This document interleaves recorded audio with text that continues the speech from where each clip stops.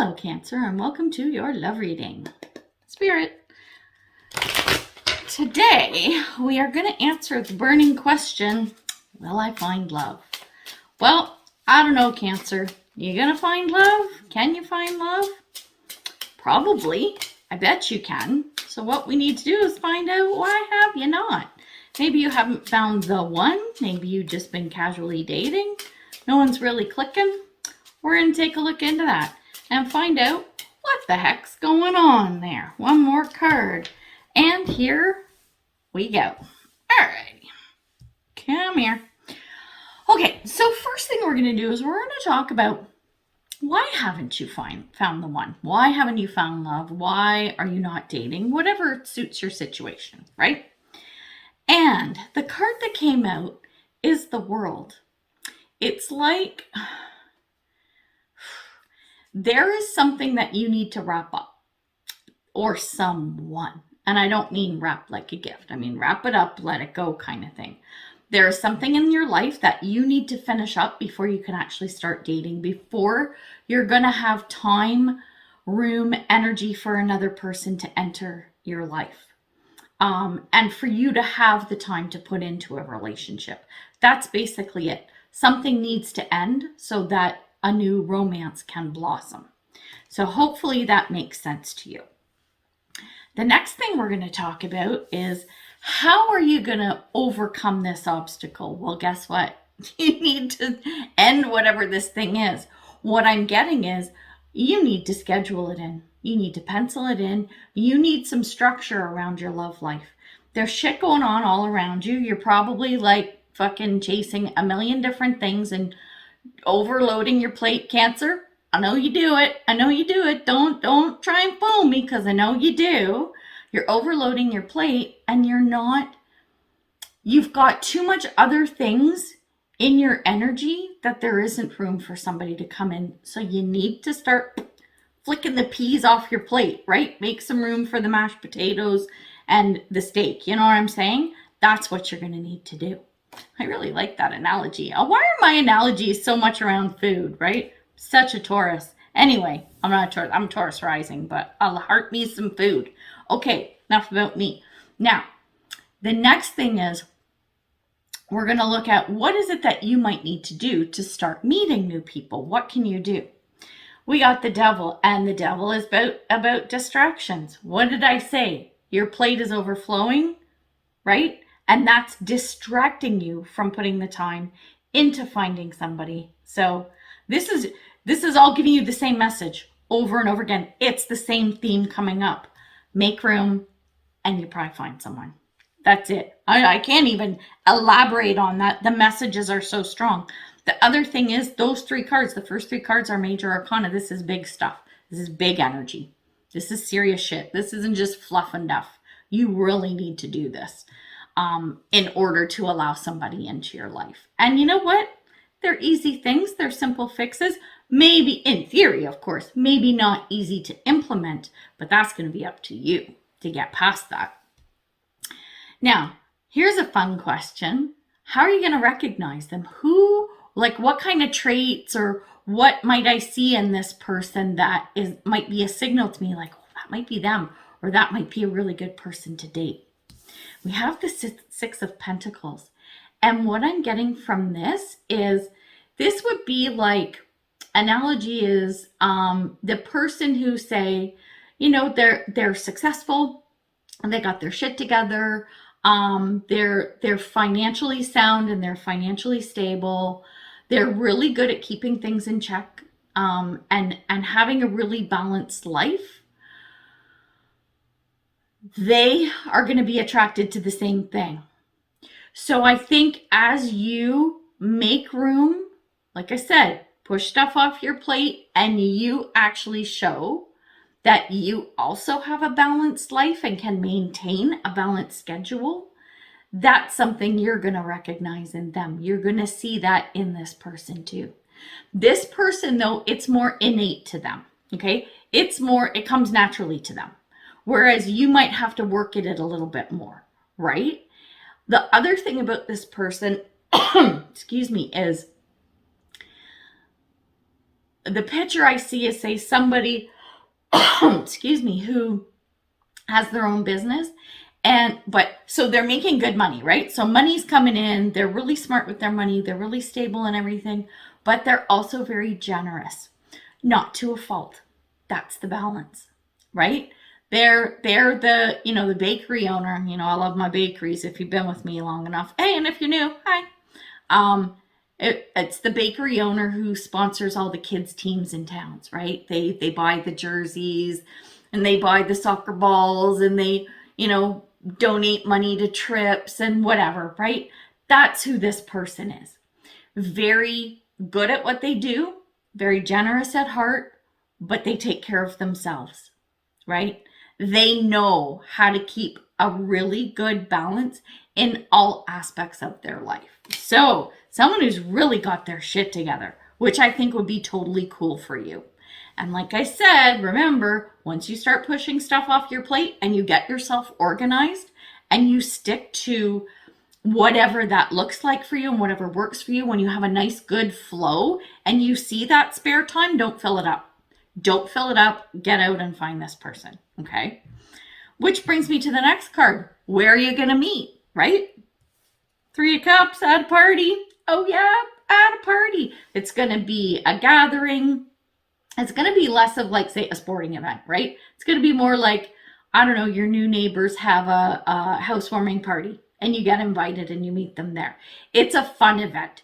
It's fun. It's not a big one like a wedding or something. I see it less of that. It's more of a casual affair, but a lot of fun, a lot of laughs, a lot of whatever, like just a lot of socializing and meeting new people. Whatever that looks like to you, this is where you potentially are going to find someone I think is going to be the best place for you to meet. I don't see online, right? It's going to be in person. It's you getting out there and getting yourself out there and putting your best foot forward, right? So that's pretty cool. And then we've got when are you going to meet? And I always mix this one up. Okay, when are you going to meet? We're looking at spring, but we're looking at probably mid-spring.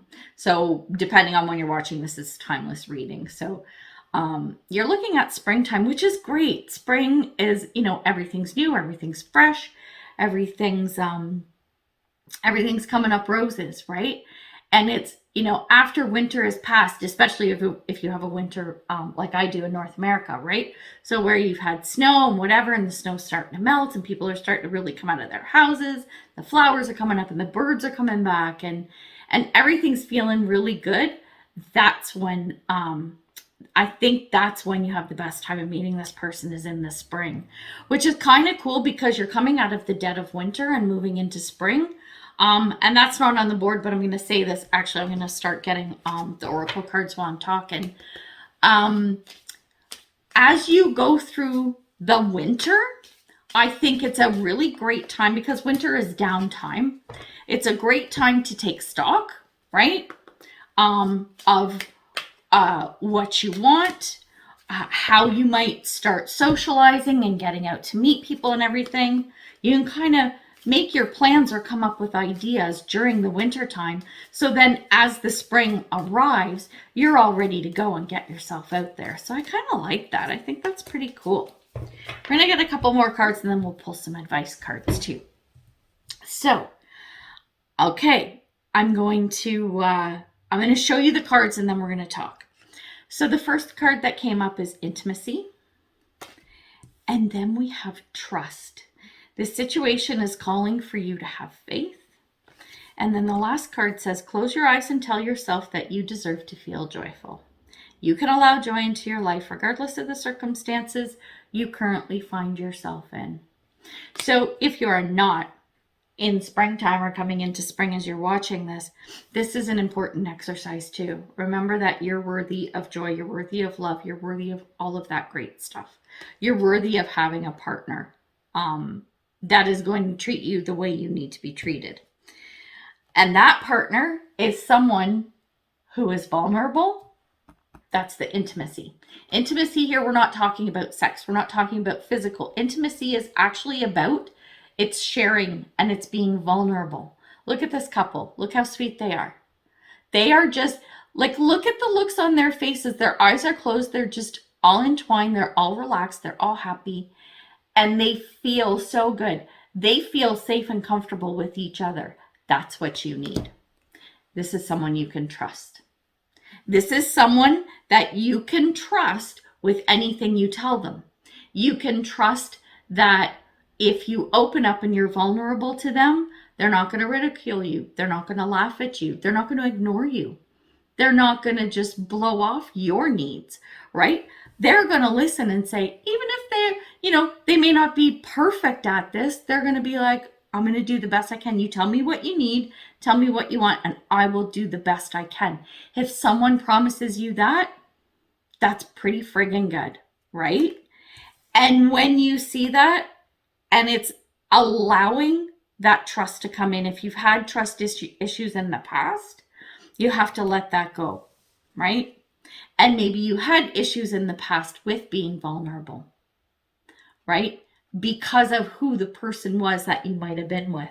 Make sure you leave that in the past. Leave the past in the past, right? You can bring the lessons forward, but you don't want to bring like all that baggage, because that is not going to serve you. Spirit.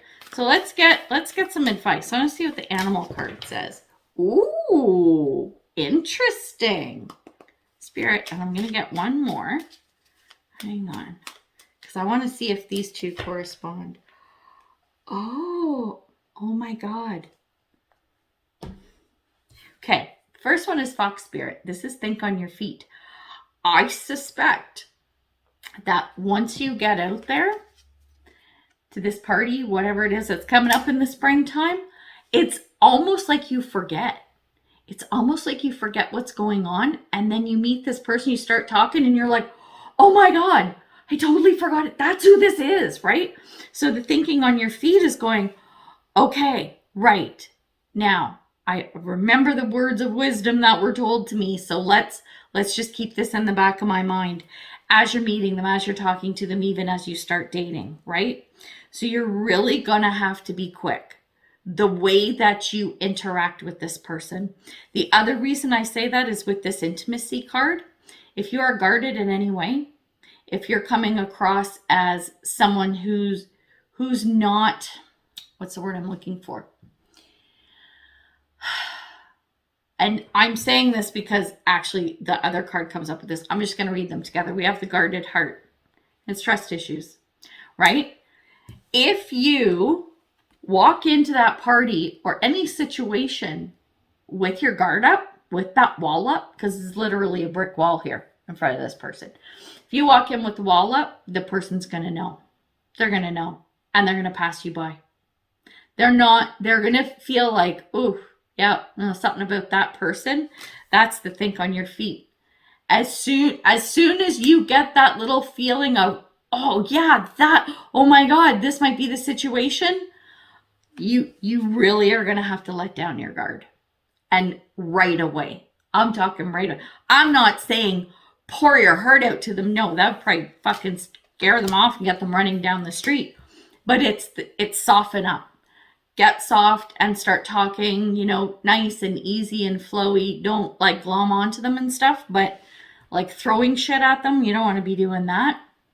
But being a little more open and a little chatty and receptive to them, kind of leaning into your energy and trying to feel you out.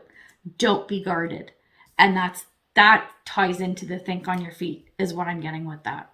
So much potential here. This is really cool and I like it a lot. So remember, kids, clean your plate. And I don't mean eat all the food. Flick the peas off because peas are fucking gross anyway. All right, we're going to leave it there. So good luck with everything. I hope it goes well. Let me know. Leave a comment down below. We're going to leave it there. So until I see you next time, much love and light, health and wellness, peace and prosperity. Take care, Cancer. Bye.